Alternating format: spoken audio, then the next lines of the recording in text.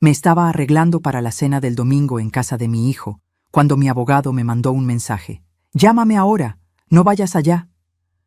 Lo que descubrió sobre el plan de mi nuera y de mi hijo lo cambió todo para siempre.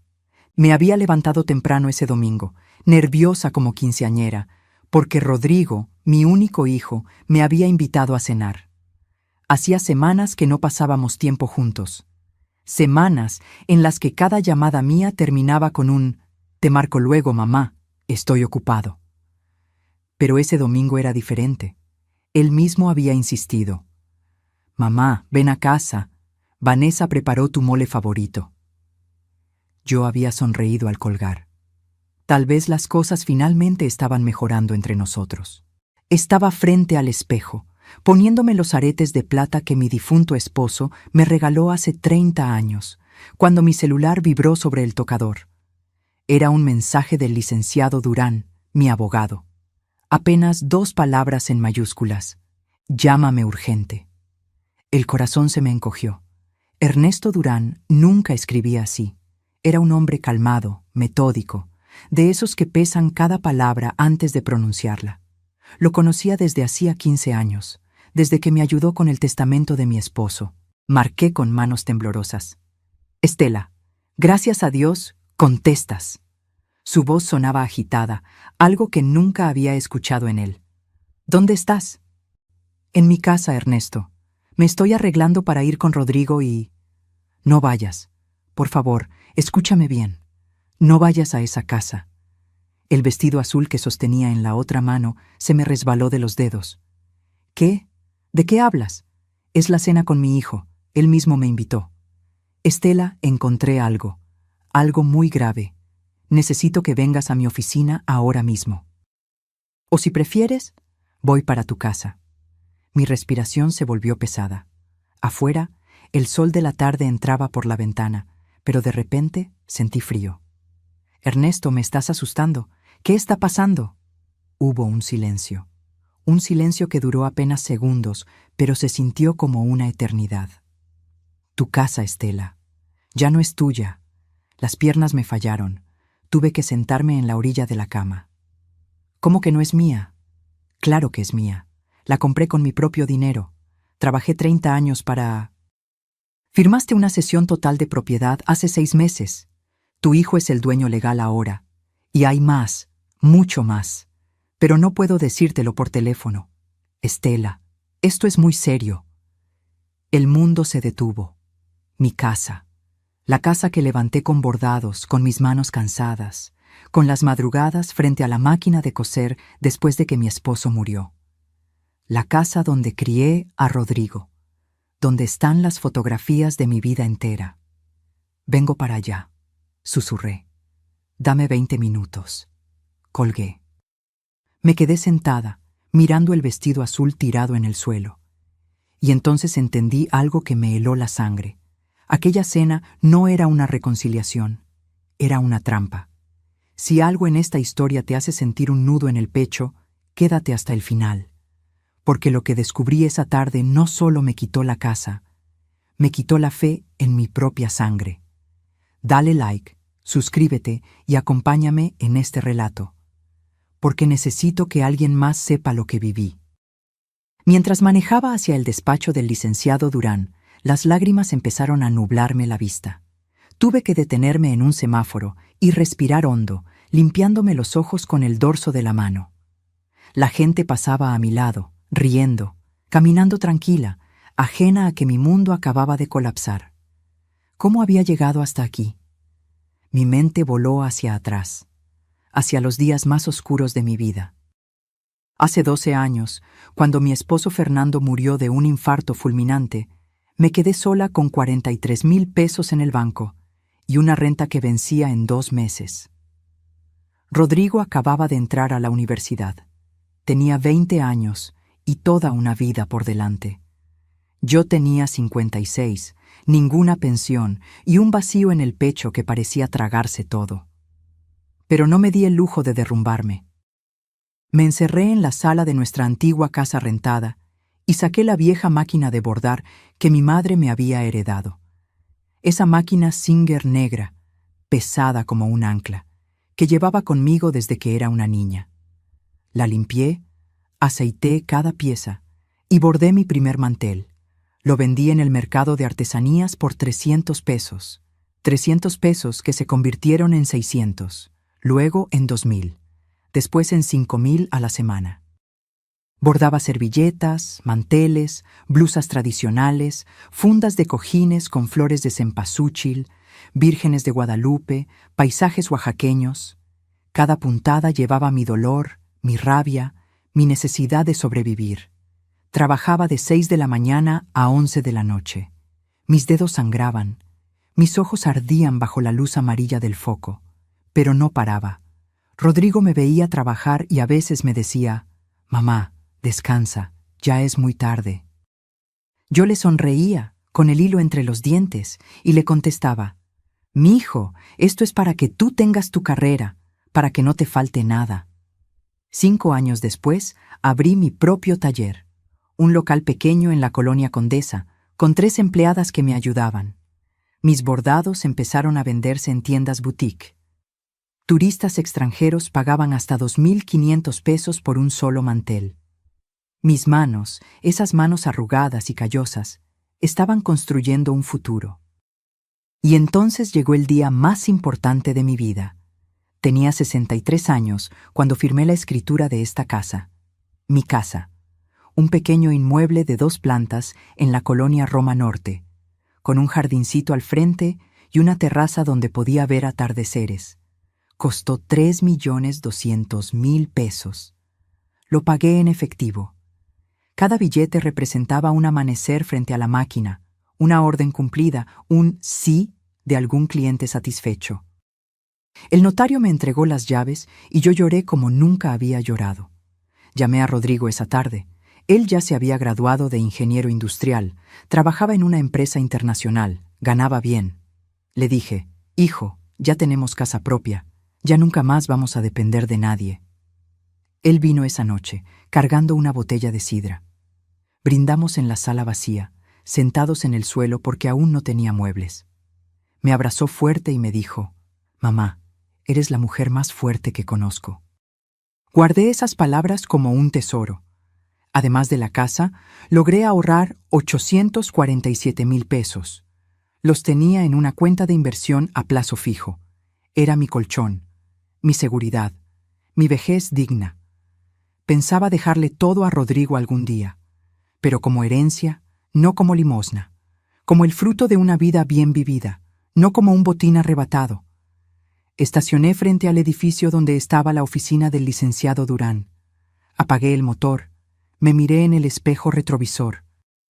Tenía los ojos hinchados, el rímel corrido, el cabello despeinado. Pero había algo más en mi reflejo. Había miedo. Miedo de confirmar que todo por lo que había luchado, todo lo que había construido con sangre y desvelos, me había sido arrebatado por las 2 personas en las que más confiaba en este mundo. Respiré profundo, tomé mi bolsa y bajé del auto. Porque si algo había aprendido en esta vida era esto: las batallas más duras no se pelean contra extraños. Se pelean contra quienes creíste que jamás te traicionarían. El licenciado Durán me recibió en su oficina con una expresión que nunca le había visto: preocupación mezclada con rabia contenida. Me sirvió un vaso con agua y esperó a que me sentara antes de abrir una carpeta beige repleta de documentos. Pero antes de llegar a eso, necesito contarles cómo empezó todo. Cómo una mujer que yo no conocía entró en nuestras vidas y, sin que me diera cuenta, comenzó a destruir todo desde adentro. Hace 3 años, Rodrigo llegó a mi casa un sábado por la tarde con una sonrisa que no le veía desde hacía tiempo. Traía de la mano a una mujer delgada, de cabello lacio y oscuro, impecablemente vestida con un traje sastre color perla, tacones altísimos, bolsa de marca, perfume caro que inundó mi sala en cuanto entró. «Mamá, ella es Vanessa», dijo mi hijo, con esa voz emocionada de quien presenta algo importante. Es licenciada en administración, trabaja en una firma de consultoría financiera. Vanessa me extendió la mano. No me abrazó, no me sonrió con calidez, solo una sonrisa educada, medida, fría. Señora Estela, qué gusto conocerla. Rodrigo me ha hablado mucho de usted. Me cayó bien al principio. O quizá me obligué a que me cayera bien porque veía a mi hijo feliz. Hacía años que no lo veía así. Desde que su última novia lo había dejado, Rodrigo se había vuelto más serio, más encerrado en su trabajo. Vanessa parecía exitosa, inteligente, de esas mujeres que saben lo que quieren. Pensé, qué bueno que mi hijo encontró a alguien así, alguien que lo empuje a crecer. No sabía que lo que ella quería era exactamente lo que yo había construido. Los primeros meses fueron normales. Venían a visitarme los domingos. Vanessa siempre traía postres de alguna pastelería francesa carísima, esos que cuestan 180 pesos por rebanada. Yo le ofrecía mi pan dulce casero, mis conchas recién horneadas, pero ella apenas probaba un pedacito y lo dejaba en el plato. «Es que estoy cuidando mi figura, señora Estela», decía con esa sonrisa que no llegaba a sus ojos. «Pero se ve delicioso». Y entonces empezaron los comentarios, sutiles, envueltos en palabras amables, pero comentarios al fin. Un día, mientras tomábamos café en mi sala, Vanessa miró alrededor y dijo: «Señora, esta casa tiene muchísimo potencial. Con una remodelación podría valer el doble. Esos muebles vintage están lindos, pero si cambiara por algo más moderno, minimalista, imagínese el cambio». Yo sonreí incómoda. «Me gustan así. Cada mueble tiene su historia». «Claro, claro», respondió ella, tocándose el cabello perfectamente planchado. «Es solo que... bueno, a veces aferrarse al pasado nos impide crecer, ¿no cree?». Rodrigo no dijo nada, solo bebió su café en silencio. Otro domingo, mientras yo preparaba pozole en la cocina, Vanessa entró y se apoyó en la barra. «Señora Estela, ¿usted ya tiene un plan de retiro estructurado? Porque con su edad debería estar pensando en inversiones más seguras, en diversificar su patrimonio». «Tengo mis ahorros», respondí, revolviendo la olla. «Y mi negocio todavía da para vivir bien». «Ah, sí, el taller de bordados», dijo ella, con un tonito que no me gustó. «Es muy artesanal. Pero dígame, ¿ha pensado qué pasará cuando ya no pueda trabajar? ¿Cuando sus manos ya no respondan como antes?». Sentí un nudo en la garganta. Porque era una pregunta que yo misma me había hecho en las noches de insomnio. Pero escucharla de su boca, dicha así, tan fría, tan calculadora, me dolió. «Por eso ahorro», dije firmemente. «Y por eso tengo esta casa. Es mi seguridad». Vanessa asintió lentamente, como si estuviera tomando nota mental de algo. «Por supuesto, pero ¿sabe qué sería más inteligente? Poner esa casa a nombre de Rodrigo desde ahora. Así, cuando usted... bueno, cuando llegue el momento, no habrá problemas legales ni impuestos que pagar. Todo quedaría en familia, protegido». Algo en mi interior se erizó, pero no dije nada. Rodrigo seguía sin intervenir.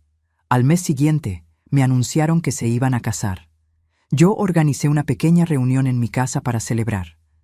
Invité a mis amigas del taller, a algunos vecinos, a la familia. Vanessa llegó tarde, con cara de fastidio, y apenas probó la comida que había preparado con tanto cariño. «Es que no estoy acostumbrada a comida tan condimentada», me dijo en voz baja, mientras Rodrigo hablaba con un primo. Tragué saliva y sonreí. La boda fue en un salón elegante que ellos pagaron. Yo no tuve voz ni voto en nada, ni en el menú, ni en la música, ni en la lista de invitados. Era su día, me recordó Vanessa. Y yo, como madre, debía respetar sus decisiones. Me senté en esa boda sintiéndome como una invitada más, no como la madre del novio. Y después de la luna de miel en Europa, algo cambió definitivamente. Las visitas se volvieron cada vez más escasas. Rodrigo siempre estaba ocupado. Vanessa siempre tenía junta, compromiso, cansancio. Cuando yo llamaba, él contestaba con monosílabos. Cuando yo proponía vernos, él posponía.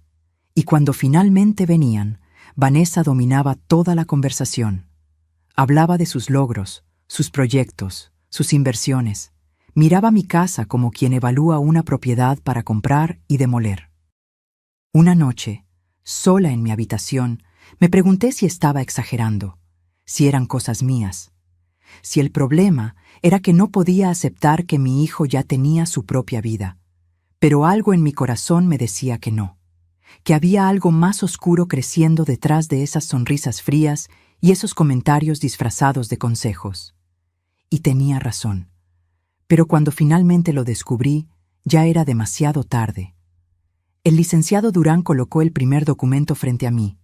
Era una escritura pública. Reconocí mi firma al final de la página. Mis manos empezaron a temblar.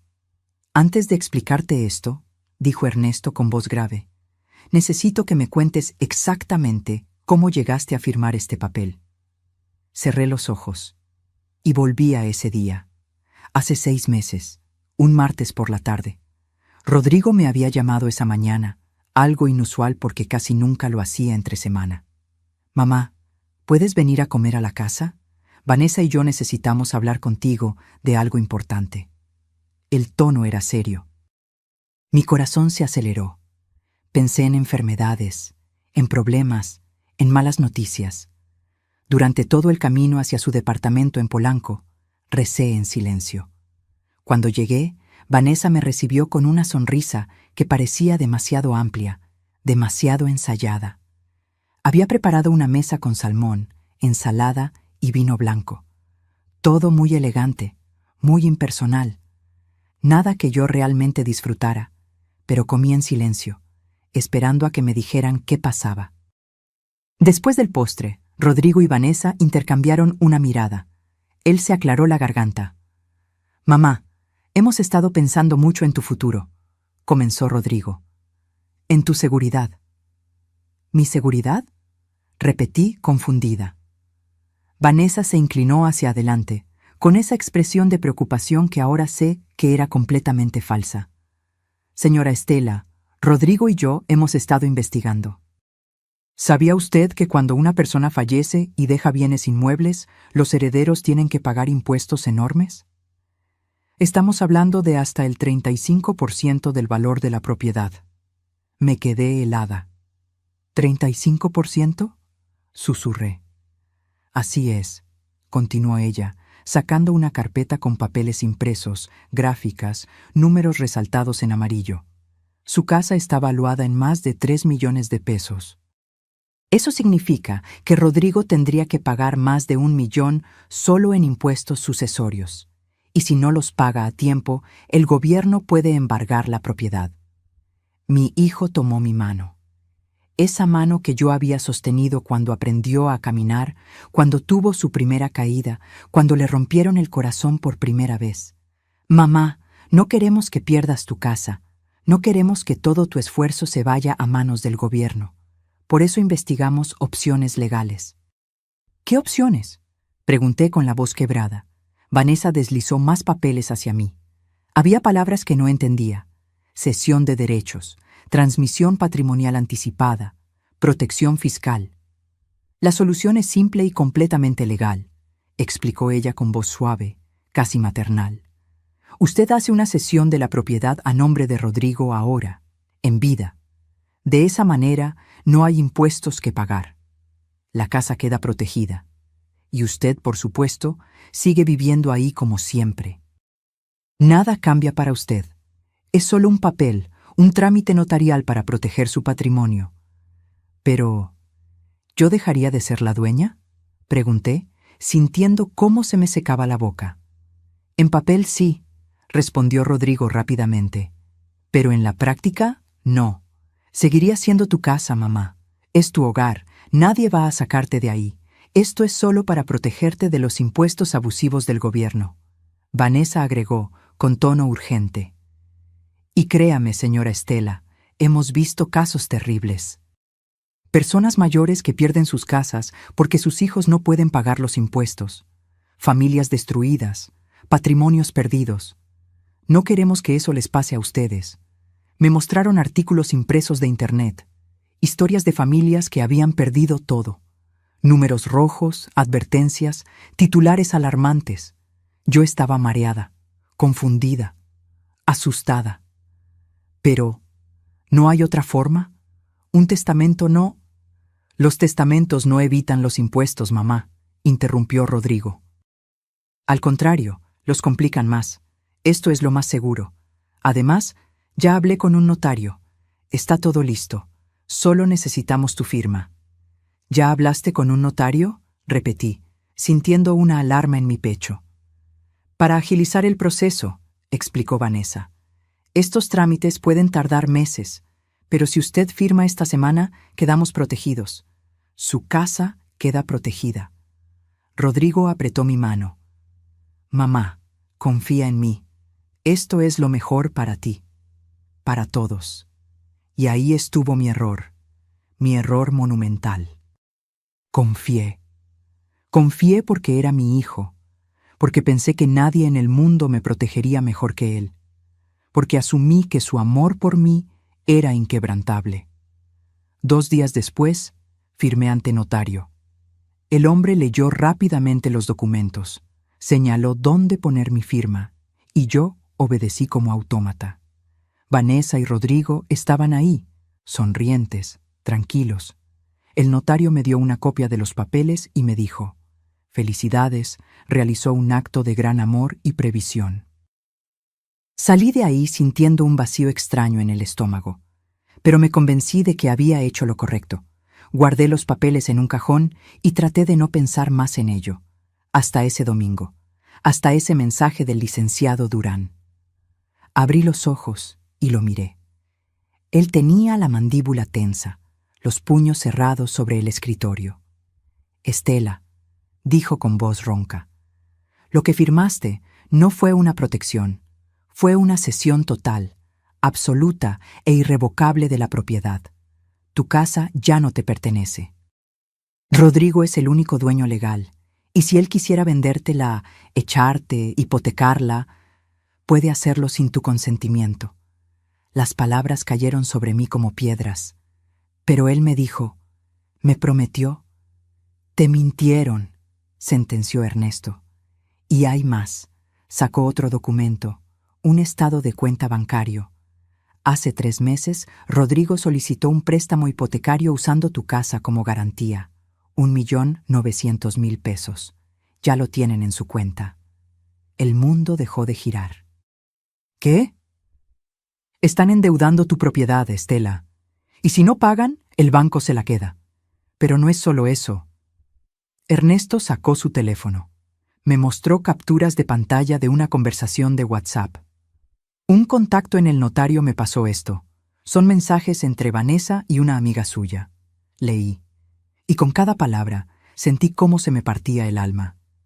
Ya casi nos deshacemos del estorbo. La vieja firmó todo. Ahora solo falta sacarla de la casa y remodelar. Rodrigo dice que la mandemos a un asilo del gobierno. Total, ya cumplió su función. ¿Y si se resiste? No va a resistirse. Está sola. No tiene a nadie más. Y aunque quisiera pelear, no tiene papeles que la respalden. La casa es nuestra. Dejé caer el teléfono sobre el escritorio. Las lágrimas brotaron sin control, quemándome las mejillas, ahogándome la voz. Mi hijo, mi único hijo, el niño que cargué en mi vientre, al que alimenté cuando no tenía ni para mí, al que vestí con ropa que yo cosía en las madrugadas, al que eduqué, protegí, amé con cada fibra de mi ser. Me había vendido por 1.900.000 pesos. No sé cuánto tiempo estuve llorando en esa oficina. El licenciado Durán me trajo un té de manzanilla que no pude tomar. Las manos me temblaban tanto que el líquido se derramaba sobre mis piernas. Él esperó en silencio, dándome el espacio que necesitaba para procesar lo impensable. Cuando finalmente pude hablar, mi voz salió quebrada, irreconocible. ¿Cómo descubriste todo esto?» Ernesto se recargó en su silla y suspiró profundamente. «Hace 2 semanas recibí una llamada de un colega del registro público de la propiedad. Me preguntó si yo seguía siendo tu abogado. Le dije que sí. Entonces me comentó que había visto movimientos extraños en tu escritura. una cesión total seguida casi inmediatamente por una solicitud de crédito hipotecario. Eso le pareció sospechoso. ¿Por qué sospechoso?, pregunté, limpiándome las lágrimas. Porque normalmente, cuando alguien hace una cesión por protección patrimonial, no hipoteca la propiedad de inmediato. Eso contradice el propósito supuesto de proteger el bien. Mi colega olió algo raro y me avisó. Ernesto abrió otra carpeta. Empecé a investigar. Pedí copias de todos los documentos. Revisé el contrato de crédito. Y entonces descubrí que el préstamo no fue solicitado para mejorar la propiedad ni para ninguna emergencia médica. Fue un crédito de libre disposición, es decir, ese dinero puede usarse para lo que ellos quieran. ¿Para lo que quieran?, repetí, sintiendo náuseas. Así es. Puede ser para comprar un auto, irse de vacaciones, invertir en otro negocio, lo que sea. Y tú, Estela, aunque ya no eres la dueña legal, quedas como aval moral. Si ellos no pagan, el banco ejecuta la hipoteca y remata la casa. Tú pierdes tu hogar y ellos se quedan con el dinero. Sentí que la habitación daba vueltas. ¿Cómo pude ser tan estúpida?, gemí, cubriéndome el rostro con las manos. ¿Cómo no me di cuenta? No fuiste estúpida, dijo Ernesto con firmeza. Fuiste manipulada. Ellos usaron tu amor, tu confianza y tu miedo contra ti. Eso no es estupidez, Estela, eso es abuso. La palabra quedó flotando en el aire. Abuso. Mi propio hijo me estaba abusando. Pero hay más, continuó el abogado, y yo pensé que no podía haber nada peor. Contraté a un investigador privado, solo para estar seguros, y encontró esto. Me mostró más capturas de pantalla, esta vez de una conversación entre Rodrigo y un agente inmobiliario. ¿En cuánto podemos poner la casa? En ese sector, con esas características, podemos pedir 4.200.000 pesos. Se vende rápido. Perfecto. Pero necesito sacar primero a la inquilina actual. ¿Conoces abogados que manejen desalojos express? Claro, te paso contactos. Con el dinero correcto, en 3 meses la tienes vacía. Mi hijo me estaba llamando inquilina.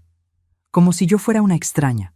Como si no hubiera dado 30 años de mi vida para construir ese hogar. Estela, escúchame bien, dijo Ernesto, inclinándose hacia adelante. Ellos planean sacarte de tu propia casa, venderla, quedarse con el dinero del crédito más el dinero de la venta. Estamos hablando de más de 6 millones de pesos en total, y a ti te dejarían en la calle. No puede ser legal, susurré. Tiene que haber algo, alguna ley que me proteja. Legalmente, firmaste una cesión voluntaria. Ante un juez, eso es válido. Ellos pueden argumentar que fue tu decisión libre. Y sin pruebas de que hubo engaño o coacción, es muy difícil revertirlo. ¿Muy difícil o imposible? Ernesto me sostuvo la mirada. Difícil, pero no imposible. Si logramos demostrar que hubo dolo, fraude o aprovechamiento de tu vulnerabilidad como adulta mayor, podemos pelear. Pero necesitamos pruebas sólidas. Y sobre todo, necesitamos que ellos cometan un error. ¿Qué tipo de error? Que digan o hagan algo que demuestre su verdadera intención, que se confíen, que revelen su plan abiertamente. Me quedé en silencio, procesando todo. Afuera, el cielo comenzaba a oscurecerse. El domingo que había comenzado con tanta ilusión se había convertido en la peor pesadilla de mi vida. ¿Y la cena?, pregunté de pronto. ¿Por qué me invitaron hoy específicamente? Ernesto sacó un último documento. Porque mañana lunes vence el plazo para que tú firmes tu renuncia a cualquier derecho de usufructo o habitación sobre la propiedad. Es el último papel que necesitan para tener control absoluto. Si no lo firmas, pueden iniciar un proceso legal largo, pero si lo firmas, se acabó. Pueden sacarte legalmente en cualquier momento. Ahora todo tenía sentido. La invitación repentina después de semanas de silencio. El mole favorito. Las sonrisas. Todo era parte de un plan para ablandarme, para que llegara confiada, feliz, desprevenida. Y después del postre, sacarían unos papelitos para que yo firmara sin leer, creyendo que eran fotos o recuerdos familiares. Pero tú me advertiste a tiempo, dije mirando a Ernesto con gratitud infinita. Me salvaste de firmar eso. Por ahora, respondió él, pero Estela, ellos no se van a rendir. Cuando no aparezcas hoy, cuando no firmes mañana, van a presionarte, van a buscarte, van a intentar convencerte de todas las formas posibles.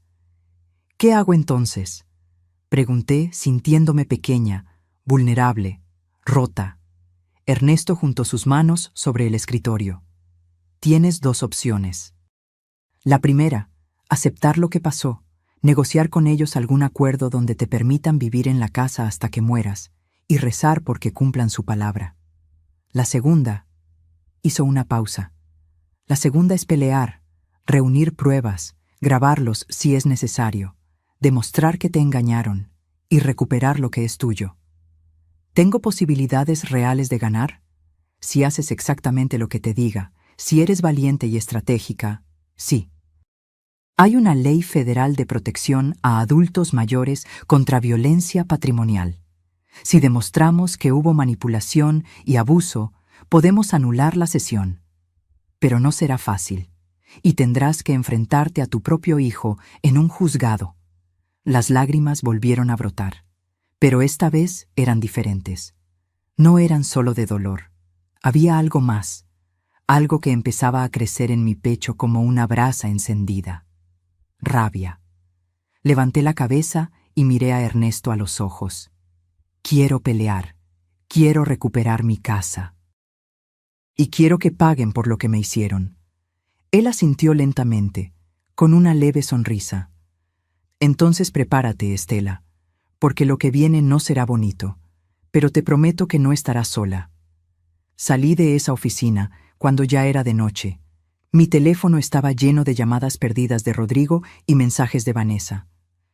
Mamá, ¿dónde estás? Ya es tarde. ¿Te pasó algo? Contesta, por favor. Estamos preocupados. La cena se está enfriando. No respondí ninguno. Conduje de regreso a mi casa que ya no era mía, y me senté en la sala a oscuras, mirando las fotografías en las paredes. Rodrigo de bebé, Rodrigo en su graduación, Rodrigo abrazándome el día que compré esta casa. ¿En qué momento ese niño se había convertido en un extraño capaz de traicionarme así? Y más importante, ¿en qué momento yo había olvidado que soy una mujer que no se rinde? Esa noche algo cambió dentro de mí. El dolor seguía ahí. Pero ahora estaba acompañado de algo más fuerte, determinación. Pasé toda la noche despierta, sentada en mi cama, con la espalda contra la cabecera, mirando el techo mientras las horas se arrastraban con una lentitud insoportable. Mi teléfono no dejaba de sonar. Llamadas, mensajes. Cada vibración era como un puñal en el estómago. A las 2 de la mañana, Rodrigo dejó un mensaje de voz. Su tono había cambiado. Ya no sonaba preocupado, sonaba molesto. Mamá, esto es ridículo. No contestas el teléfono, nos dejaste plantados, nos hiciste quedar mal. Al menos ten la decencia de explicarnos qué pasó. Llámame mañana temprano. Borré el mensaje sin terminar de escucharlo. El lunes en la mañana, el licenciado Durán me llamó. «Estela, ¿cómo amaneciste?» «No dormí», respondí con voz rasposa. «Lo imaginé. Escucha, tengo un plan. Pero necesito que confíes en mí y que hagas exactamente lo que te voy a pedir. Dime, quiero que vayas a esa cena». Me senté en la cama de golpe. «¿Qué? ¿Estás loco? No pienso...» «Escúchame», interrumpió con calma. «Necesitamos pruebas. Necesitamos que ellos revelen sus intenciones. Y la mejor forma de conseguirlo es que tú vayas, finjas que no sabes nada y los dejes hablar. Lleva tu celular grabando en el bolso. Graba todo, cada palabra, cada gesto, cada comentario. Ernesto, no puedo. No puedo sentarme frente a ellos y actuar como si... Sé que es difícil, pero es la única manera. Si no tenemos pruebas contundentes de su plan, será tu palabra contra la de ellos. y ante un juez ellos pueden argumentar que todo fue legal y transparente. Necesitamos que se cuelguen solos. Cerré los ojos. Respiré hondo. ¿Y si no puedo? ¿Y si me derrumbo ahí mismo? No te vas a derrumbar, dijo Ernesto con firmeza, porque eres más fuerte de lo que crees, y porque has sobrevivido cosas peores que una cena incómoda. Piensa en esto como una actuación, la actuación más importante de tu vida. Esa tarde volví a llamar a Rodrigo. Puse mi mejor voz de madre arrepentida. Hijo, perdóname. El domingo me sentí mal. Creo que fue algo que comí. Me tuve que regresar a casa de emergencia y me quedé dormida. Recién veo todas sus llamadas. Hubo un silencio del otro lado. Luego, su voz, más fría de lo normal. ¿Estuviste enferma todo este tiempo y no pudiste mandar un mensaje? Perdón, mi amor. No quise preocuparlos. ¿Podemos cenar hoy? Déjame compensarlos. Escuché a Vanessa hablar de fondo. Luego Rodrigo respondió. Hoy no podemos, pero mañana sí. ¿Te parece a las 8? Perfecto, ahí estaré. Colgué y me quedé mirando el teléfono en mi mano. El licenciado Durán me había dado instrucciones precisas. Activar la grabadora de voz, ponerla en mi bolso, dejarlo cerca durante toda la cena. El martes llegó demasiado rápido. Me vestí con un suéter color vino y unos pantalones negros. Nada elegante. No quería que pensaran que era una ocasión especial para mí. Tomé mi bolso de piel café, verifiqué 3 veces que la grabadora estuviera activa y conduje hacia Polanco con el estómago hecho nudo. Cuando llegué al edificio donde vivían, el portero me saludó con una sonrisa. Yo asentí sin decir palabra. Subí en el elevador hasta el piso 12. Cada segundo se sentía eterno. Toqué el timbre. Vanessa abrió la puerta. Llevaba un vestido negro ajustado y el cabello recogido en un moño perfecto. Me miró de arriba a abajo antes de sonreír. Señora Estela, qué bueno que ya se siente mejor. Pase. Entré. El departamento olía a perfume caro y velas aromáticas de lavanda. Todo estaba impecablemente ordenado, ni una mota de polvo, ni un objeto fuera de lugar. Era un espacio frío, sin alma, como un showroom de revista. Rodrigo salió de la cocina secándose las manos con un trapo. Me dio un beso en la mejilla, pero fue mecánico, sin calidez. Hola, mamá. Siéntate. Ya casi está lista la cena. Me senté en el comedor de cristal. Coloqué mi bolso en la silla vacía junto a mí, asegurándome de que el micrófono quedara expuesto. Vanessa sirvió vino. Yo apenas lo toqué. Rodrigo trajo los platos, un risotto con champiñones. Nada que ver con el mole que supuestamente habían preparado el domingo. Comimos en silencio durante los primeros minutos. Yo sentía sus miradas sobre mí, evaluándome, midiendo cada uno de mis movimientos. Finalmente, Vanessa rompió el silencio.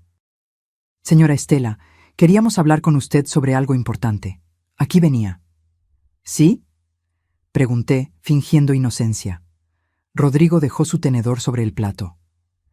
Mamá, Vanessa y yo hemos estado pensando. Ahora que la casa está a mi nombre, sería bueno que hiciéramos algunos ajustes. ¿Ajustes? Repetí. Vanessa sonrió, pero no llegó a sus ojos. Lo que Rodrigo quiere decir es que esa casa tiene mucho potencial desaprovechado. Con una buena remodelación, podría convertirse en una excelente inversión. Incluso podríamos rentarla y generar ingresos pasivos. Sentí cómo se me encogía el estómago, pero mantuve el rostro neutral. ¿Rentar mi casa? Bueno, técnicamente ya no es su casa, señora Estela, dijo Vanessa con voz suave, casi maternal. Es de Rodrigo, y él tiene derecho a tomar decisiones sobre su propiedad, ¿no cree? Mi hijo no dijo nada, solo miraba su plato. Además, continuó Vanessa, usted vive sola en una casa de 2 plantas. Eso no es práctico a su edad. Las escaleras son peligrosas, el mantenimiento es caro. ¿No sería mejor que se mudara a un lugar más adecuado? ¿Adecuado? Pregunté, sintiendo cómo la rabia empezaba a trepar por mi garganta. Un lugar más pequeño, más manejable, explicó ella, como si le hablara a una niña. Hay residencias muy bonitas para adultos mayores, con enfermeras, actividades, gente de su edad. Estaría más cómoda. ¿Me estás diciendo que me vaya de mi casa? Las palabras salieron más duras de lo que pretendía. Rodrigo finalmente levantó la vista. Mamá, no lo veas así. Es por tu bien. Ya no estás en edad de vivir sola. ¿Qué pasa si te caes?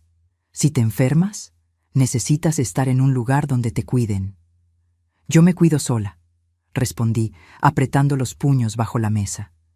He vivido sola 12 años y nunca he necesitado que nadie... Pero las cosas cambian, señora Estela, interrumpió Vanessa. Usted ya tiene 68 años. Hay que ser realistas. Y francamente, mantener esa casa es un gasto innecesario cuando Rodrigo y yo podríamos estar invirtiendo ese dinero en nuestro futuro, en el futuro de nuestra familia.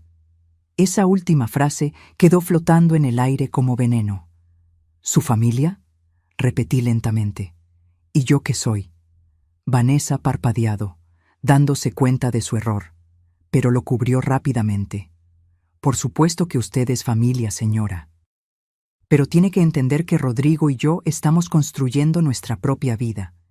Y esa casa representa un capital que necesitamos. Capital, repetí, sintiendo cómo las lágrimas comenzaban a picar en mis ojos. Mi casa es capital para ustedes. Rodrigo suspiró con impaciencia. Mamá, no te pongas dramática. Estamos tratando de resolver esto de la mejor manera. Mira, ya investigamos. Hay un asilo del INAPAM que acepta inscripciones sin costo.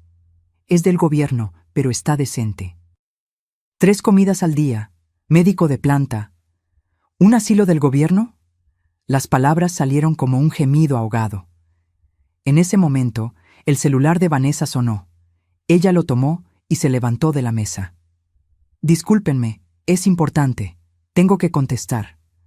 Salió hacia el balcón, cerrando la puerta de cristal detrás de ella, pero no completamente. Quedó entreabierta. Rodrigo y yo nos quedamos solos. Él no me miraba. Jugaba con el tenedor, moviendo el arroz de un lado a otro del plato. ¿Así de fácil? Le pregunté con voz temblorosa. ¿Así de fácil te deshaces de mí? No es eso, mamá. Es solo que... ¿Qué, Rodrigo? ¿Qué es? Él levantó la voz por primera vez. Que necesito ese dinero. ¿Está bien? Vanessa y yo tenemos planes. Queremos comprar un terreno en Cuernavaca, construir una casa propia. Pero no podemos hacerlo si todo tu patrimonio está atascado en esa casa vieja que ni siquiera usas completa. Me quedé sin aire. Esa casa vieja es lo que construí para ti, susurré. Cada ladrillo, cada ventana, cada metro cuadrado, fue pensando en dejarte algo, en que tuvieras un respaldo. Y te lo agradezco, mamá, pero ya no soy un niño. Tengo 32 años y necesito tomar mis propias decisiones. Desde el balcón, escuché la voz de Vanessa hablando por teléfono. Hablaba lo suficientemente alto como para que sus palabras llegaran hasta la sala. Sí, ya casi nos deshacemos del problema. La vamos a mandar a un asilo de gobierno, imagínate, pero al menos recuperamos la inversión. No, no ha sido difícil. La vieja es dócil, cree todo lo que le decimos. 3 meses máximo y la casa es nuestra para venderla. El mundo se detuvo. Miré a mi hijo. Él había escuchado cada palabra y no hizo nada. No se levantó a defender mí, no le gritó a su esposa, no dijo, así no hables de mi madre.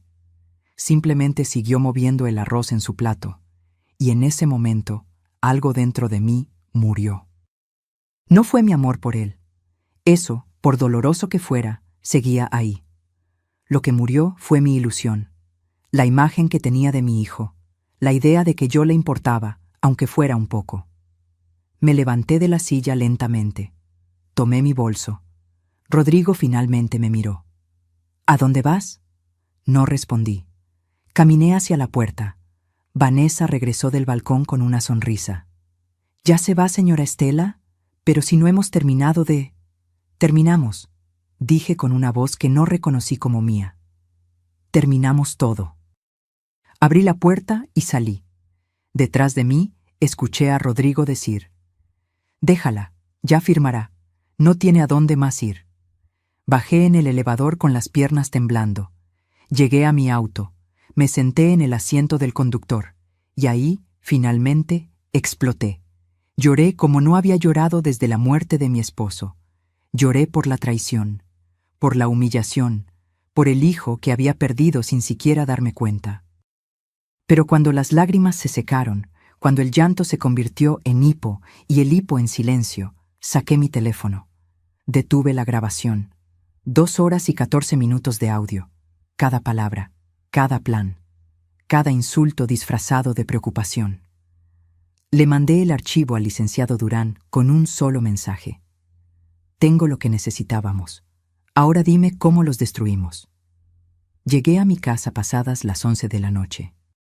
Las luces de la calle parpadeaban débilmente, proyectando sombras largas sobre el jardín que yo misma había plantado hace años. Rosas, jazmines, bugambilias. Cada planta tenía su historia, su momento, su razón de ser. Entré y cerré la puerta con llave. Me quedé parada en la entrada, mirando mi sala, los muebles que Vanessa llamaba vintage, con desprecio, las fotografías en las paredes que documentaban toda una vida, el tapete tejido a mano que me había regalado una clienta agradecida, la lámpara de cerámica que compré en Oaxaca cuando Fernando aún vivía. Esta era mi casa, mi refugio, mi testimonio de que una mujer sola y viuda podía levantarse del suelo y construir algo digno, y me la querían arrancar como si fuera un objeto desechable. Me senté en el sofá, en la oscuridad, con el bolso todavía colgando de mi hombro. El silencio de la casa era tan profundo que podía escuchar mi propia respiración entrecortada. Durante años me había definido a mí misma a través de mi hijo. Era la mamá de Rodrigo. Mi razón de existir era su bienestar, su éxito, su felicidad. Cada sacrificio, cada noche sin dormir, cada comida que yo no probaba para que a él no le faltara nada. Todo tenía sentido porque era para él. Pero ¿quién era yo sin ese papel? ¿Quién era Estela cuando ya no era solamente madre? La respuesta llegó como un susurro desde lo más profundo de mi ser. Yo era una sobreviviente, una mujer que había enterrado a su esposo y no se dejó enterrar con él. Una mujer que convirtió el dolor en puntadas de bordado y las puntadas en un negocio. Una mujer que aprendió a negociar con proveedores, a calcular costos, a defender sus precios cuando los clientes querían pagar menos de lo justo. Yo era una guerrera. Siempre lo había sido. Solo que había olvidado ponerme la armadura. Mi teléfono vibró. Era el licenciado Durán. «Estela, escuché el audio completo. Es oro puro. Esto es suficiente para demostrar fraude, manipulación y violencia patrimonial. ¿Estás lista para la guerra?». Mis dedos temblaban sobre el teclado, pero escribí con una claridad que me sorprendió a mí misma. «Estoy lista. Dime qué hacer». Su respuesta llegó en segundos. «Mañana a primera hora ven a mi oficina. Vamos a preparar una demanda que hará temblar los cimientos de su mundo perfecto. Y Estela, te voy a pedir cosas difíciles. Vas a tener que fingir debilidad cuando eres fuerte. Vas a tener que actuar como víctima cuando eres cazadora. ¿Puedes hacerlo?». Sonreí en la oscuridad. Una sonrisa amarga, pero sonrisa al fin. «Puedo hacer lo que sea necesario». Esa noche, algo extraño me sucedió. Después de tanto llanto, tanto dolor, tanta humillación, dormí profundamente. Dormí como no lo había hecho en meses. Y soñé. Soñé con mi madre. Ella había muerto cuando yo tenía apenas 23 años, pero en el sueño estaba ahí, sentada frente a su máquina de coser, con esa expresión seria y determinada que yo recordaba tan bien. «Mija», me dijo sin levantar la vista del bordado, «¿te acuerdas de lo que te enseñé?». «¿Qué cosa, mamá?». «Que las mujeres como nosotras no nos quebramos.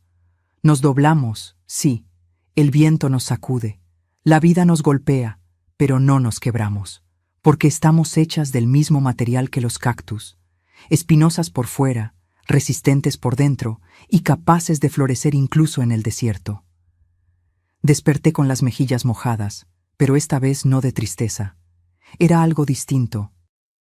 Algo que se sentía como despedida y bienvenida al mismo tiempo. Me levanté, me di una ducha larga y me vestí con cuidado.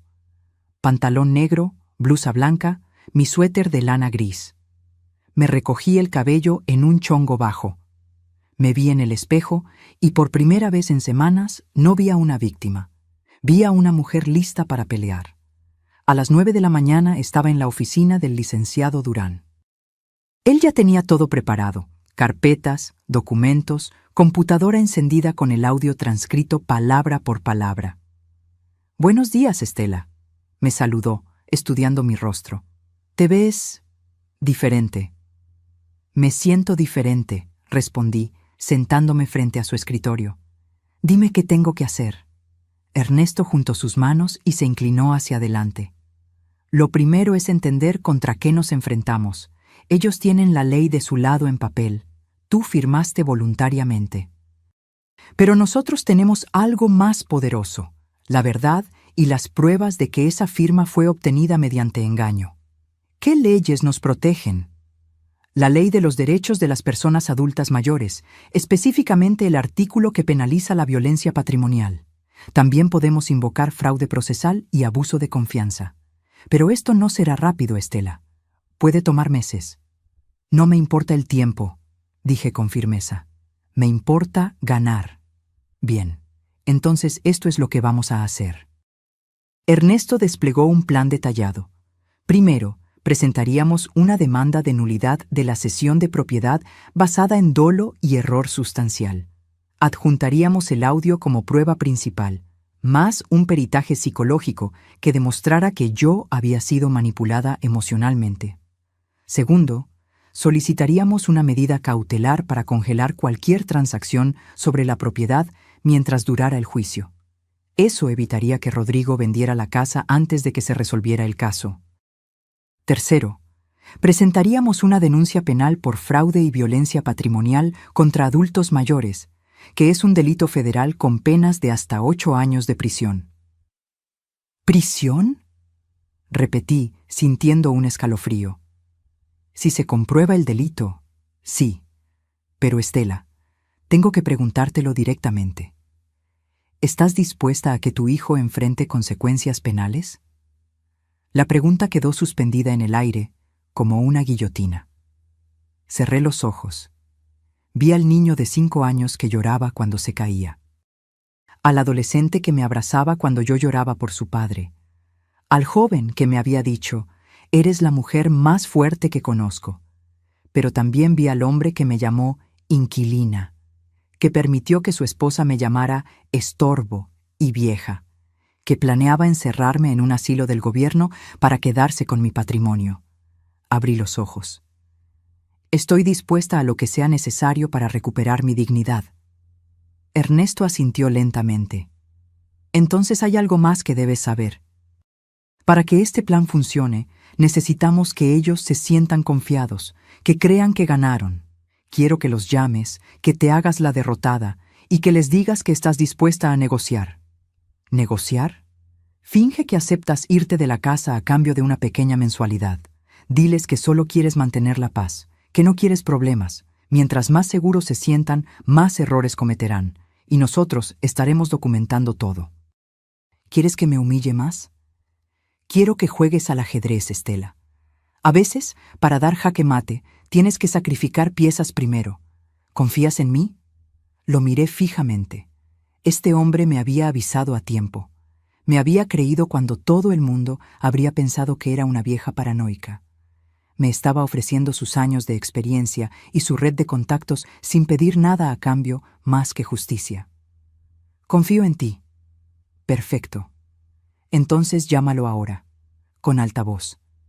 Quiero escuchar. Saqué mi teléfono con manos temblorosas. Marqué el número de Rodrigo. Sonó 3 veces antes de que contestara. «¿Mamá?» Su voz sonaba sorprendida. «Hijo», dije, poniendo en mi voz todo el cansancio que realmente sentía. Necesito hablar contigo. De lo de anoche. Ah, sí. Mira, creo que te fuiste muy dramática. Nosotros solo... Tienes razón, lo interrumpí. Tienes razón, Rodrigo. Me puse dramática. Estoy vieja, estoy cansada y... tal vez tienen razón. Tal vez sí necesito un lugar más pequeño, más manejable. Hubo un silencio del otro lado. Luego, ¿en serio? En serio, pero quiero pedirte algo. No me mandes a un asilo del gobierno, por favor. Déjame buscar un departamento chico que pueda rentar y dame una ayuda mensual para los gastos. No mucho, solo lo suficiente para vivir con dignidad. Escuché a Vanessa hablar de fondo, aunque no pude entender qué decía. Luego Rodrigo respondió: ¿Cuánto necesitarías? Unos 6,000 pesos al mes.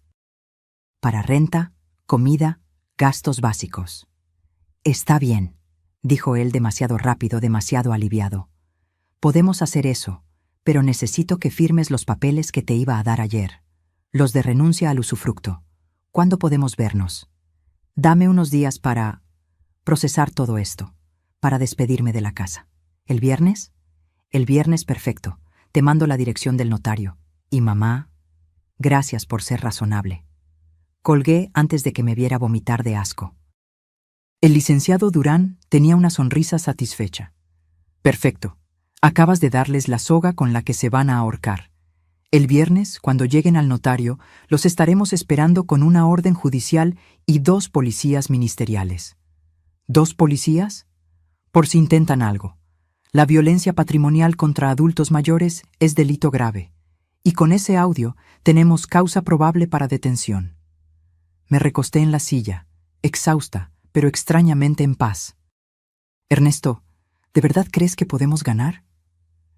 Él me sostuvo la mirada con una intensidad que no había visto antes.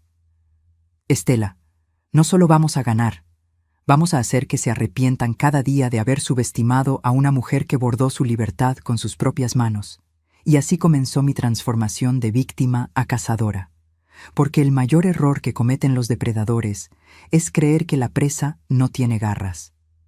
Los días entre ese miércoles y el viernes fueron los más largos de mi vida.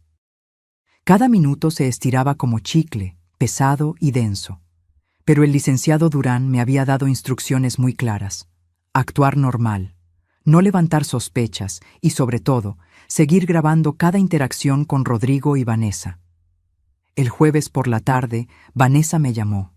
Su voz sonaba dulce, casi maternal, el tipo de dulzura que usan las serpientes antes de morder. Señora Estela, ¿cómo está? Rodrigo me contó de su conversación. Quiero que sepa que tomó una decisión muy sabia. Apreté el teléfono contra mi oreja, con la grabadora activada. Gracias, Vanessa. Supongo que tienen razón. Ya no tengo edad para mantener una casa tan grande. Exactamente. Y mire, quiero que sepa que nosotros no somos malas personas. Los 6,000 pesos mensuales están garantizados. Es lo justo, ¿no? Usted nos da la casa, nosotros cuidamos de usted. Nos da la casa. Como si fuera un intercambio justo. Como si 30 años de mi vida valieran 6,000 pesos al mes. Sí, es justo, mentí, sintiendo cómo la bilis me subía por la garganta. Perfecto. Entonces mañana a las 11 en el notario. Ya está todo preparado. Solo tiene que firmar y listo. Todos contentos. Ah, y señora Estela... ¿Sí? No es necesario que lleve abogado ni nada de eso. Es un trámite sencillo. Entre familia, ¿verdad? La confianza es lo más importante. Sonreí amargamente. Claro, Vanessa, entre familia. Cuando colgué, le mandé el audio al licenciado Durán con un mensaje. Ya están celebrando. Su respuesta fue inmediata. Déjalos, que se emborrachen de confianza. Mañana será su peor despertar. Esa noche no dormí. No por angustia, sino por anticipación. Era como la víspera de Navidad cuando era niña, pero en lugar de esperar regalos, esperaba justicia. Me levanté a las 5 de la mañana. Me bañé con calma, dejando que el agua caliente relajara mis músculos tensos. Me vestí con mi mejor conjunto, un traje sastre color beige que había comprado para la graduación de Rodrigo, pero nunca usé. Me maquillé ligeramente. Me puse los aretes de perlas que Fernando me regaló en nuestro 20º aniversario. Me miré al espejo y vi a una mujer que no reconocía del todo. Seguía siendo yo, pero había algo diferente en mis ojos. Algo duro, algo que brillaba con determinación. A las 9 de la mañana llegué a la oficina del licenciado Durán. Pero esta vez no estábamos solos. Había otras 3 personas esperando. Estela, te presento al licenciado Javier Montoya, especialista en Derecho Patrimonial.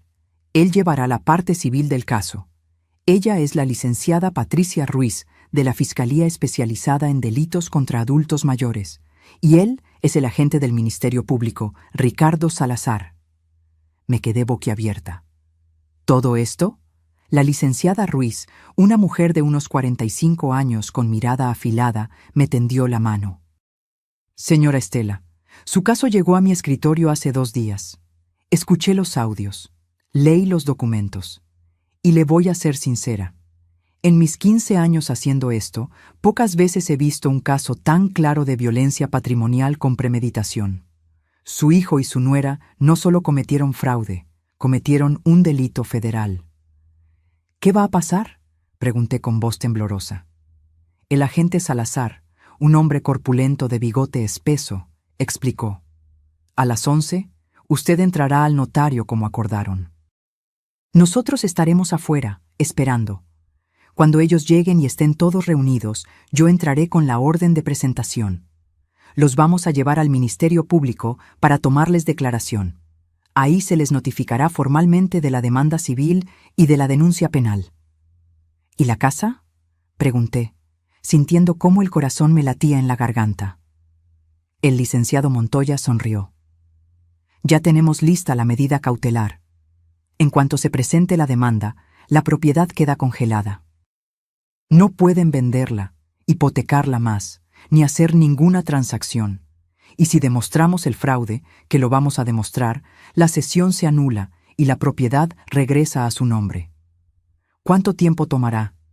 Entre 3 y 6 meses, respondió el licenciado Durán. Pero Estela, necesito que entiendas algo. A partir de hoy, tu relación con tu hijo cambia para siempre. Esto no tiene vuelta atrás.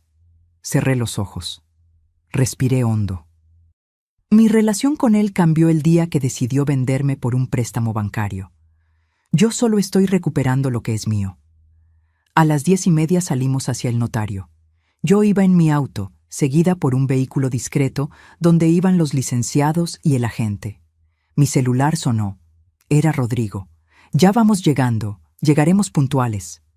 Yo también, nos vemos allá. Estacioné frente a la notaría, un edificio antiguo en la colonia Juárez. Mis piernas temblaban al bajar del auto. El licenciado Durán se acercó y puso una mano en mi hombro. Respira. Tú puedes. Entra, saluda, actúa normal. Cuando yo entre, solo aléjate y déjanos hacer nuestro trabajo. Asentí y entré. El notario, un hombre calvo de lentes gruesos, me recibió con una sonrisa profesional. Señora Estela, bienvenida. Su hijo ya avisó que vienen en camino. ¿Gusta un café mientras esperamos? No, gracias. Estoy bien. Me senté en una de las sillas de la sala de espera. Mis manos sudaban. Mi corazón golpeaba tan fuerte que pensé que todos en la habitación podían escucharlo. 5 minutos después, la puerta se abrió. Rodrigo entró primero, vestido con traje gris y corbata azul. Se veía seguro, relajado, casi feliz. Detrás de él venía Vanessa, impecable como siempre, con un vestido negro y tacones que hacían eco en el piso de mármol. «Hola, mamá», dijo Rodrigo, dándome un beso en la mejilla que se sintió como hielo. «¿Lista para terminar con esto?» «Lista», respondí con voz neutra. Vanessa me sonrió. «Señora Estela, qué bien se ve. Ese traje le queda hermoso». Hipócrita, pensé, pero sonreí. «Gracias, hija». Nos hicieron pasar a la oficina del notario. Él ya tenía los documentos extendidos sobre su escritorio de caoba. Papeles y más papeles con sellos, firmas, párrafos en letra pequeña. Bien, dijo el notario, ajustándose los lentes. Aquí tenemos la renuncia formal de la señora Estela a cualquier derecho de usufructo, habitación o uso sobre la propiedad ubicada en la calle. No terminó la frase. La puerta se abrió de golpe y entraron el licenciado Durán, la licenciada Ruiz, el licenciado Montoya y el agente Salazar. El notario se puso de pie, confundido. ¿Qué significa esto? El agente Salazar mostró su placa. Agente del Ministerio Público. Traigo una orden de presentación para el señor Rodrigo Navarro Méndez y la señora Vanessa Ortega de Navarro. Rodrigo palideció. Vanessa se levantó de su silla, furiosa. ¿Qué es esto? ¿Algún tipo de broma? La licenciada Ruiz dio un paso al frente. No es broma, señora. Están siendo citados por la Fiscalía Especializada en Delitos contra Adultos Mayores. Se les acusa de fraude, violencia patrimonial y abuso de confianza. Rodrigo me miró, con los ojos desorbitados. «Mamá, ¿qué hiciste?» Me levanté lentamente, lo miré directamente a los ojos, sin pestañear. Lo que debía hacer hace 6 meses, defenderme. «¡Esto es ridículo!», gritó Vanessa. «Ella firmó voluntariamente. Tenemos los papeles». El licenciado Durán sacó una carpeta.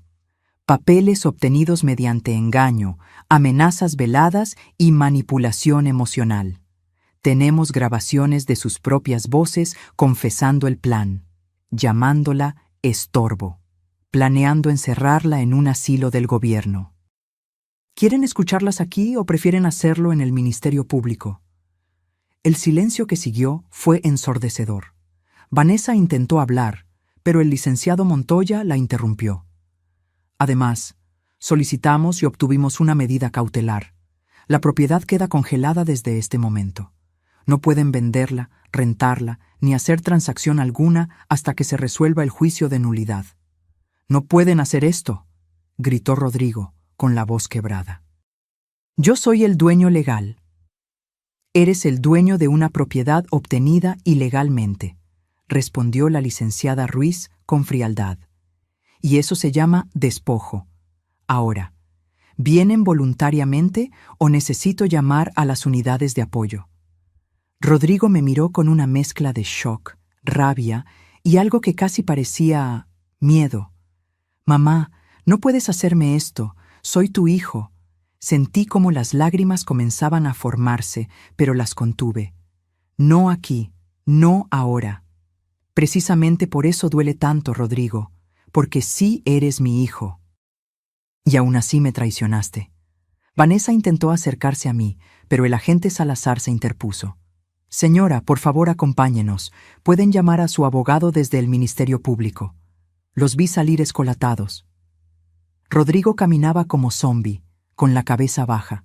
Vanessa gritaba amenazas vacías sobre demandas y abogados caros. Cuando la puerta se cerró detrás de ellos, mis piernas cedieron.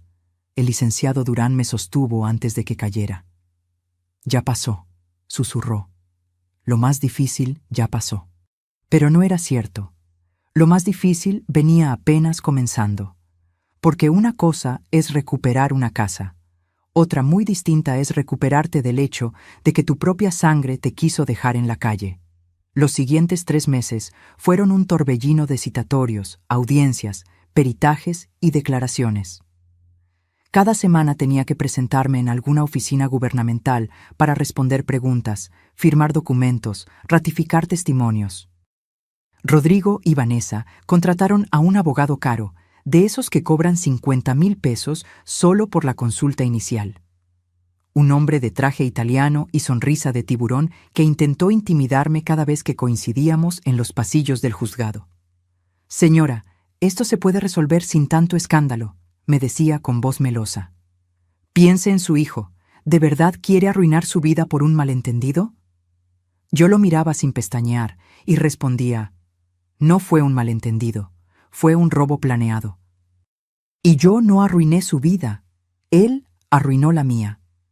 Durante ese tiempo, no volví a hablar con Rodrigo. Él intentó llamarme 2 veces. Dejó mensajes de voz que nunca escuché completos. Después, supongo que su abogado le aconsejó no contactarme directamente. Vanessa, en cambio, me mandó un mensaje a las 3 de la mañana, un martes. Un solo mensaje lleno de insultos, amenazas y palabras que nunca pensé leer escritas con tanto veneno. Lo guardé como prueba y se lo entregué a la licenciada Ruiz. «Perfecto», dijo ella con una sonrisa satisfecha. «Intimidación a testigo, esto le suma más cargos». Mi taller de bordado siguió funcionando, pero yo ya no era la misma. Mis empleadas notaban el cambio. Me preguntaban si estaba bien. Yo sonreía y asentía, pero por dentro sentía como si cargara piedras en el pecho. Las noches eran lo peor. Me despertaba a las 3 de la mañana, empapada en sudor, con pesadillas donde Rodrigo era un niño otra vez, y yo lo perdía en una multitud. Soñaba que lo buscaba, gritando su nombre, pero él nunca volteaba. Una tarde, mi amiga Lucía, con quien había trabajado durante años en el taller, me preparó un té de tila y se sentó frente a mí. «Estela, ¿de verdad vas a llegar hasta el final con esto?» «¿Tú qué harías?», le pregunté cansada. «No lo sé, pero sé que ese muchacho es tu único hijo, y que cuando todo esto termine, ganes o pierdas, ya nada será igual entre ustedes». «Ya nada es igual, Lucía». Eso murió el día que decidió verme como un estorbo en lugar de como su madre. Ella suspiró y tomó mi mano. «Solo te pido que no pierdas de vista quién eres, porque he visto muchas veces cómo la rabia nos convierte en aquello que odiamos». Sus palabras me quedaron dando vueltas durante días. Finalmente, llegó el día de la audiencia definitiva. El día donde el juez escucharía todos los argumentos, revisaría todas las pruebas y dictaría sentencia sobre la nulidad de la sesión. Era un miércoles de abril. El cielo estaba gris, amenazando lluvia. Me levanté a las 6 de la mañana, me vestí con un traje azul marino y me recogí el cabello en un chongo impecable. Quería verme digna. Quería que el juez viera a una mujer seria, no a una víctima desesperada. El licenciado Durán pasó por mí a las 8. «¿Lista?», preguntó, estudiando mi rostro. «Lo más lista que puedo estar para ver a mi hijo sentarse en el banquillo de los acusados». El juzgado estaba en el centro de la ciudad. Un edificio antiguo con techos altos y pasillos que olían a papel viejo y desinfectante. Subimos al 3er piso, donde estaba la sala de audiencias. Rodrigo y Vanessa ya estaban ahí, sentados con su abogado. Él llevaba traje negro, corbata gris y lucía demacrado. Había perdido peso. Tenía ojeras profundas. Vanessa, en cambio, mantenía su compostura de hielo, con un vestido gris perla y el cabello perfectamente liso. Cuando entré, Rodrigo levantó la vista. Nuestros ojos se encontraron por un segundo que se sintió eterno. Vi dolor en su mirada, arrepentimiento, tal vez, o quizás solo miedo a las consecuencias. Yo aparté la vista primero. Nos llamaron a la sala. Era un espacio rectangular con paredes color crema, un estrado donde se sentaba el juez y bancas de madera para las partes. Me senté junto a mis abogados. Rodrigo y Vanessa se sentaron del otro lado, a apenas 3 metros de distancia. El juez entró. Era un hombre de unos 60 años, con cabello blanco y mirada penetrante. Se sentó, acomodó sus papeles y habló con voz firme. «Estamos aquí para resolver la demanda de nulidad de cesión de propiedad interpuesta por la señora Estela Méndez Cordero contra su hijo, Rodrigo Navarro Méndez, y su nuera, Vanessa Ortega de Navarro. También atenderemos la denuncia penal por violencia patrimonial contra adultos mayores. Procederemos con la presentación de pruebas». El licenciado Montoya se puso de pie y comenzó a exponer el caso. Habló durante 20 minutos, explicando cronológicamente cómo me habían engañado, cómo usaron mi miedo a perder mi patrimonio para manipularme, cómo solicitaron el préstamo hipotecario sin mi conocimiento. Luego vino el momento más duro, reproducir los audios. La voz de Vanessa llenó la sala. Ya casi nos deshacemos del problema.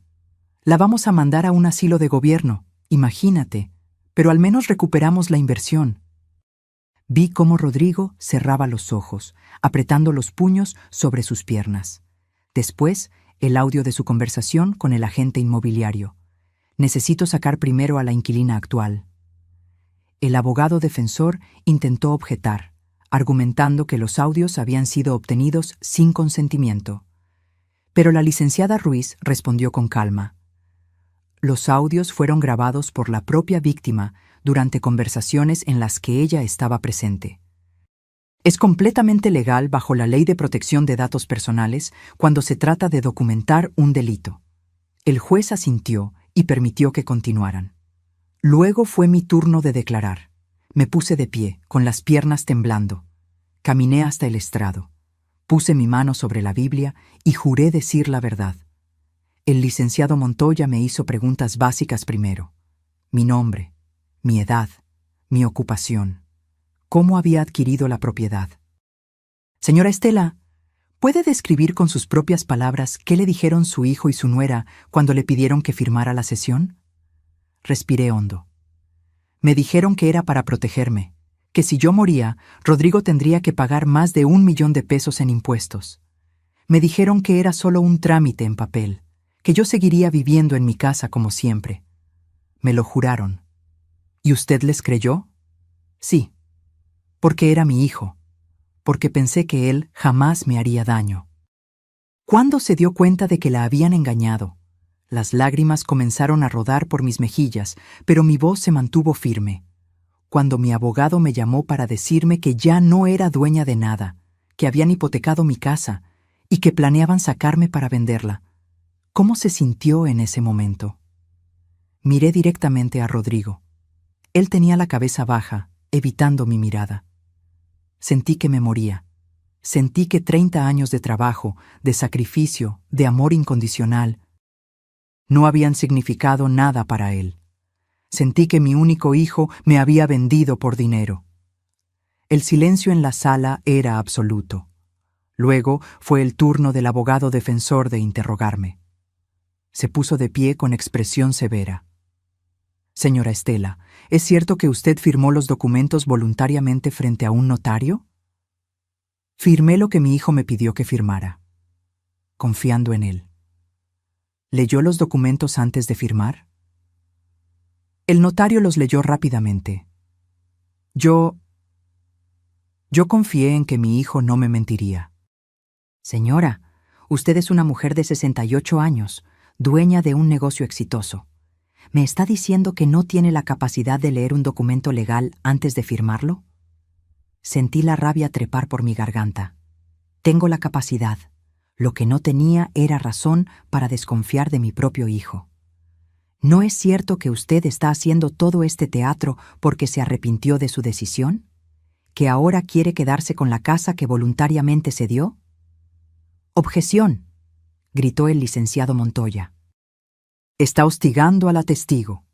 «Procede», dijo el juez. «Licenciado, reformule su pregunta». El abogado defensor cambió de táctica. «Señora Estela, ¿su hijo alguna vez la amenazó físicamente?» «No». «¿La golpeó?» «No». «¿La encerró contra su voluntad?» «No». «Pero me manipuló, me mintió y planeó dejarme en la calle. Según usted, según interpretaciones de conversaciones privadas que grabó sin consentimiento». La licenciada Ruiz se puso de pie. «Su señoría, nuevamente estamos ante argumentos ya refutados. Los audios son legales y las palabras en ellos son claras e inequívocas». El juez golpeó su mazo. «Sostenido. Licenciado, ¿tiene más preguntas para la testigo?» «No, su señoría. Me permitieron bajar del estrado. Mis piernas apenas me sostenían». Después declaró un perito psicólogo que había evaluado mi estado mental. Confirmó que yo estaba completamente lúcida y que había sido víctima de manipulación emocional sistemática. Luego el turno fue para Rodrigo. Lo vi caminar hacia el estrado con pasos lentos. Se veía pequeño, vulnerable. Nada que ver con el hombre seguro que había entrado meses atrás a esa notaría creyendo que había ganado. «Señor Navarro», comenzó su propio abogado, «¿puede explicar cuál era su intención al pedirle a su madre que cediera la propiedad?» Rodrigo habló con voz baja. «Solo quería protegerla. Investigué y es verdad que los impuestos sucesorios son muy altos. No quería que después hubiera problemas». ¿En algún momento planeó dejarla en la calle? No, nunca.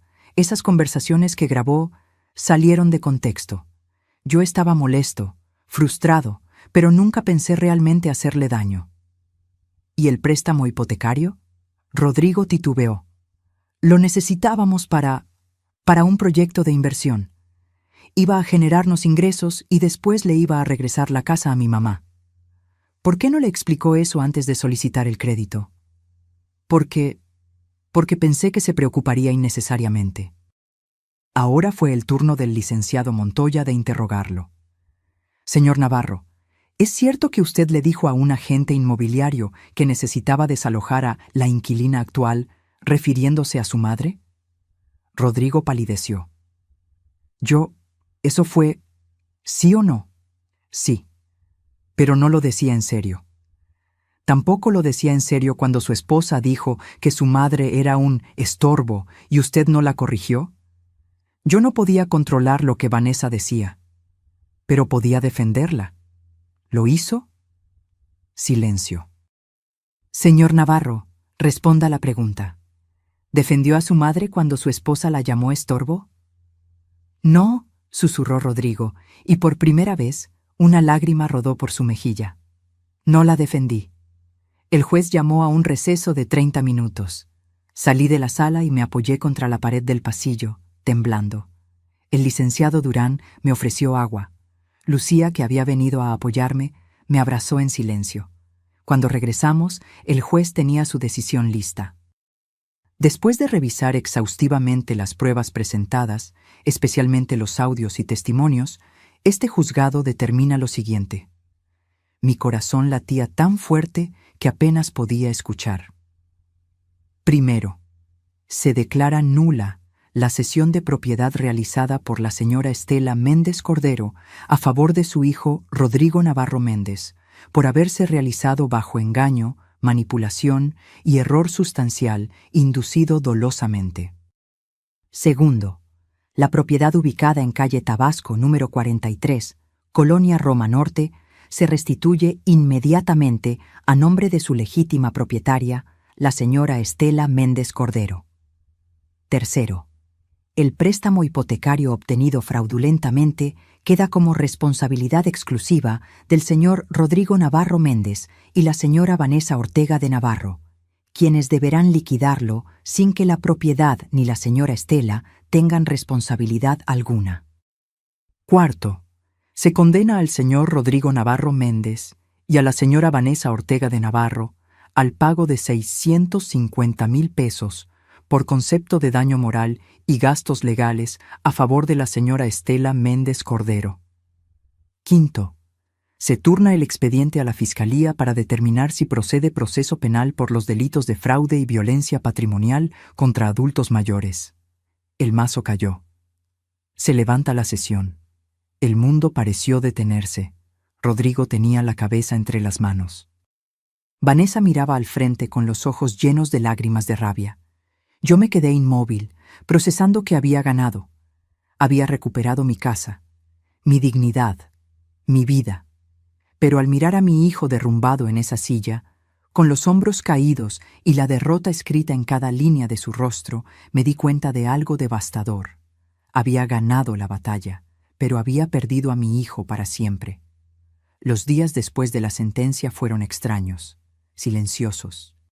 Como despertar después de una tormenta y no reconocer el paisaje que dejó atrás. Volví a mi casa, legalmente mía otra vez, y recorrí cada habitación como si fuera la primera vez. Toqué las paredes, me senté en mi sofá. Subí las escaleras despacio, sintiendo cada escalón bajo mis pies. Todo estaba igual, pero yo ya no era la misma mujer que había salido de aquí meses atrás. El licenciado Durán me ayudó con todos los trámites para registrar nuevamente la propiedad a mi nombre. El banco, después de una negociación tensa, aceptó que Rodrigo y Vanessa eran los únicos responsables del préstamo hipotecario. Mi casa quedó libre de gravámenes. Los 650,000 pesos de la indemnización llegaron a mi cuenta 3 semanas después. Era una suma considerable, pero se sentía vacía, como si ninguna cantidad de dinero pudiera compensar lo que realmente había perdido. Una tarde de mayo, mientras bordaba en mi taller, sonó mi teléfono. Era un número desconocido. Dudé antes de contestar. «¿Mamá?» La voz de Rodrigo me atravesó como un cuchillo. No respondí de inmediato. Solo escuché su respiración entrecortada del otro lado. «Mamá, sé que no tengo derecho a llamarte. Sé que lo arruiné todo, pero necesito que sepas algo». Cerré los ojos, apretando el teléfono contra mi oreja. «Vanessa y yo nos estamos divorciando», continuó con voz quebrada. Ella me dejó cuando perdimos el juicio. Dijo que yo era un inútil, que había echado a perder el mejor plan que teníamos, que yo era débil por no haber sido más duro contigo. Sentí un nudo en la garganta, pero no hablé. Y tenía razón, mamá. Era débil, pero no de la forma que ella pensaba. Era débil porque la dejé controlarme, porque permití que me convenciera de que tú eras un estorbo, porque olvidé quién eres realmente. Las lágrimas comenzaron a rodar por mis mejillas en silencio. Perdí mi trabajo, continuó. La empresa se enteró del juicio y me despidieron. Dicen que soy un riesgo reputacional. Estoy viviendo en un departamento chico que renté con lo poco que me quedó, y todos los días me despierto pensando en cómo pude traicionarte así. Rodrigo. Finalmente hablé, con voz ronca. No, déjame terminar. Por favor, necesito decirte esto, aunque después nunca más quieras saber de mí. Mamá, pasé 32 años de mi vida viéndote levantarte cada día antes del amanecer. Te vi coser hasta que te sangraban los dedos. Te vi llorar por mi papá y aún así seguir adelante. Te vi construir un negocio de la nada. Y en lugar de honrar ese legado, en lugar de protegerte como tú me protegiste toda mi vida, te apuñalé por la espalda. Su voz se quebró completamente. No espero que me perdones. No merezco tu perdón. Solo necesitaba que supieras que me odio por lo que te hice. Y que si pudiera regresar el tiempo, daría todo lo que tengo por no haber firmado nunca ese maldito préstamo. Por haberte defendido cuando Vanessa te insultaba. Por haber sido el hijo que merecías en lugar del monstruo en el que me convertí. El silencio que siguió fue denso, cargado de años de amor, dolor, traición y arrepentimiento. Rodrigo, dije finalmente, limpiándome las lágrimas. Te voy a decir algo que necesitas escuchar, y después de esto, depende de ti qué decides hacer con tu vida. Dime, el perdón no es algo que se da porque alguien lo pide. Se da cuando la persona ofendida está lista para soltar el peso del rencor. Y yo todavía no estoy lista. Escuché cómo sollozaba del otro lado. Lo que me hiciste fue imperdonable. Me quitaste la paz. Me quitaste la confianza. Me hiciste dudar de mi propio juicio. Y sobre todo, me hiciste sentir que no valía nada para ti. Mamá. Pero, continué, pero eres mi hijo. Y aunque quisiera odiarte, aunque quisiera borrarte de mi vida como tú intentaste borrarme de la tuya, no puedo. Porque el amor de madre no se apaga así de fácil, Rodrigo. Es como esas brasas que siguen ardiendo bajo la ceniza, aunque todo parezca muerto. ¿Qué quieres decir? Que no voy a fingir que nada pasó, que no vamos a volver a ser lo que éramos, porque eso ya no existe. Pero tampoco voy a cerrarte la puerta para siempre. ¿Me estás dando una oportunidad? Te estoy diciendo que el perdón se gana, Rodrigo, no con palabras, no con lágrimas. Se gana con acciones, con tiempo, con que me demuestres que entendiste la lección, que creciste, que te convertiste en un hombre de verdad, no en el títere de una mujer manipuladora. ¿Cómo? ¿Cómo te lo demuestro? Eso lo tienes que descubrir tú solo. Pero te voy a dar un consejo. Empieza por reconstruirte a ti mismo. Consigue trabajo. Paga tus deudas. Aprende a vivir con las consecuencias de tus decisiones. Y sobre todo, aprende a mirarte al espejo sin sentir asco. Hubo una larga pausa. ¿Y si lo logro? ¿Si de verdad cambio? ¿Habrá espacio para mí en tu vida otra vez? Tal vez, respondí honestamente. O tal vez no. Eso dependerá de muchas cosas. Pero por ahora, lo que necesito es espacio, distancia, tiempo para sanar lo que ustedes rompieron. Lo entiendo, dijo con voz pequeña. Y mamá, aunque no sirva de mucho, te amo. Siempre te he amado. Simplemente perdí de vista lo que realmente importaba. Yo también te amo, Rodrigo. Por eso duele tanto. Colgué antes de derrumbarme completamente. Los meses siguieron su curso. El verano llegó con su calor sofocante. Mi taller empezó a recibir más pedidos. Una tienda boutique en San Miguel de Allende me hizo un pedido de 50 manteles bordados a mano. El trabajo me mantenía ocupada, y eso era bueno. No tenía tiempo para hundirme en el dolor. Una tarde de agosto, Lucía entró al taller con una expresión seria. «Estela, hay una mujer afuera que quiere hablar contigo. Dice que se llama Gabriela y que su historia es parecida a la tuya». Salí y encontré a una señora de unos 70 años, con el rostro surcado de arrugas y los ojos llenos de tristeza. «¿Señora Estela? Mi nombre es Gabriela Ramírez. Vi su caso en las noticias, y yo estoy pasando por algo similar con mi hija y mi yerno. Me están presionando para que les firme mi departamento. Dicen que es por protección, pero después de ver lo que le pasó a usted, tengo miedo. La hice pasar, le preparé un café, y escuché su historia. Era casi idéntica a la mía. Las mismas palabras, las mismas promesas, la misma manipulación disfrazada de amor. «¿Qué puedo hacer?», me preguntó con voz temblorosa.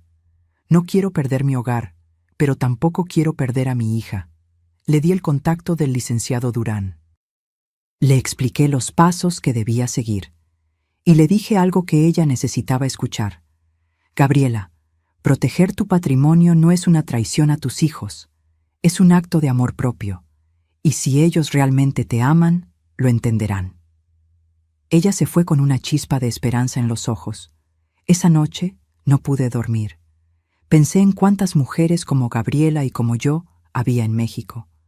Cuántas madres siendo manipuladas. Cuántos hijos aprovechándose de la confianza ciega de quienes les dieron la vida. A la mañana siguiente, llamé al licenciado Durán. «Ernesto, quiero hacer algo. Quiero usar parte de la indemnización para crear algo útil». «¿Qué tienes en mente?» «Una asociación, pequeña, sin muchas pretensiones, pero que ofrezca asesoría legal gratuita a adultos mayores que están siendo víctimas de abuso patrimonial, que les enseñe a identificar las señales, que les dé las herramientas para defenderse». Hubo un silencio. Luego, «Estela, eso es brillante. Y yo conozco a 3 abogados más que estarían dispuestos a donar algunas horas al mes para algo así». Así nació Dignidad Plateada, una pequeña asociación civil que registramos en septiembre. Con 200,000 pesos de mi indemnización, rentamos un local pequeño en la Colonia Condesa. 2 días a la semana ofrecíamos consultas gratuitas. La primera semana llegaron 3 personas, la segunda, 8. Al mes, ya teníamos lista de espera. Cada historia que escuchaba era como ver un espejo de mi propio dolor, pero también era una oportunidad de evitar que otros pasaran por lo mismo.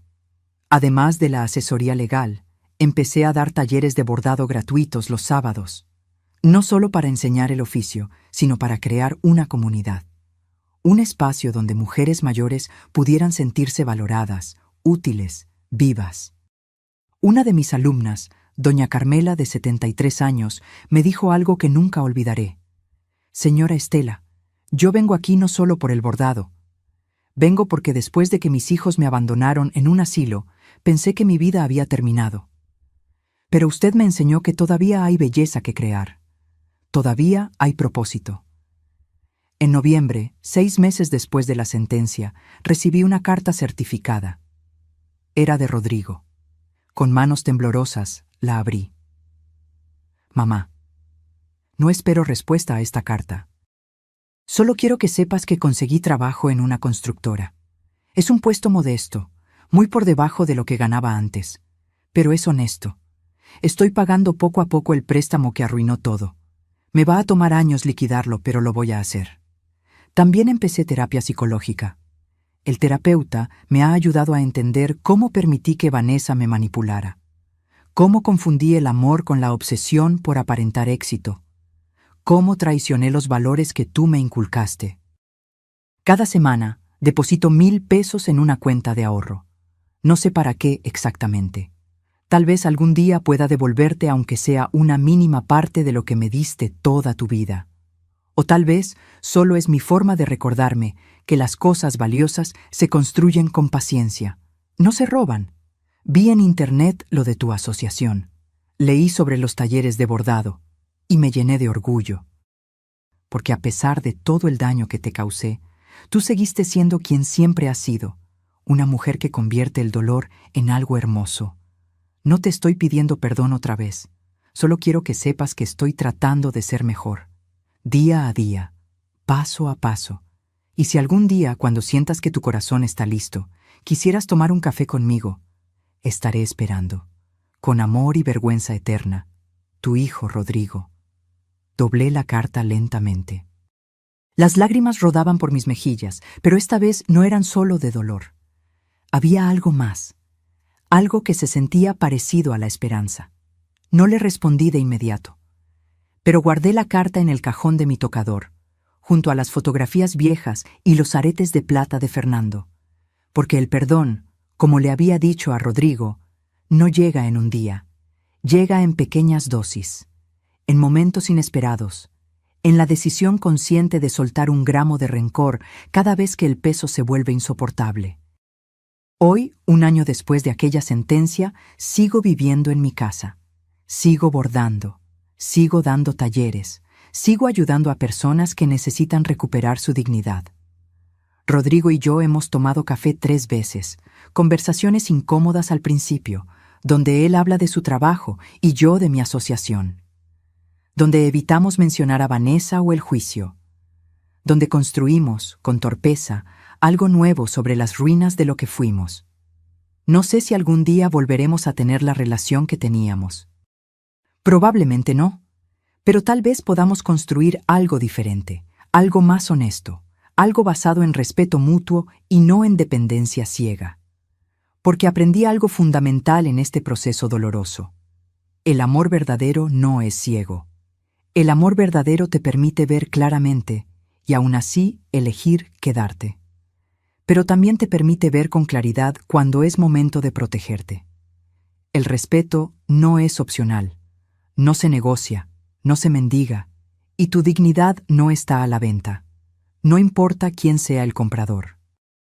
Me siento en mi terraza esta tarde, con una taza de café entre las manos, mirando el atardecer que pinta el cielo de naranja y rosa. El mismo cielo que veía cuando estaba rota. El mismo cielo que me vio levantarme. Y pienso en todas las mujeres que están pasando ahora mismo por lo que yo pasé, que sienten que están solas, que creen que no tienen poder. Y quiero decirles esto, desde el fondo de mi alma: nunca eres demasiado vieja para defender lo que es tuyo. Nunca es demasiado tarde para recuperar tu dignidad, y la verdadera riqueza no está en las propiedades que posees, sino en la capacidad de mirarte al espejo y reconocer a la mujer que eres. Una mujer que se levanta, que pelea, que sobrevive, y que a pesar de todo sigue siendo capaz de amar, pero ahora con los ojos bien abiertos. Fin. Si esta historia tocó algo dentro de ti, si conoces a alguien que está viviendo una situación similar, O si simplemente quieres recordar que nunca es tarde para recuperar tu poder, déjame un comentario contándome de dónde nos estás viendo. Escribe tu país, tu ciudad, porque historias como esta no conocen fronteras, y tal vez tu comentario sea el empujón que alguien más necesita para defenderse. Dale like si crees que el respeto a nuestros mayores debe ser inquebrantable. Y suscríbete para seguir acompañándome en estas confesiones de vida real que nos recuerdan lo fuerte que podemos ser cuando decidimos no rendirnos. Porque la verdadera victoria no está en destruir a quien te lastimó, está en reconstruirte a ti misma y demostrar que ninguna traición puede apagar la luz que llevas dentro. Gracias por quedarte hasta el final. Hasta la próxima historia.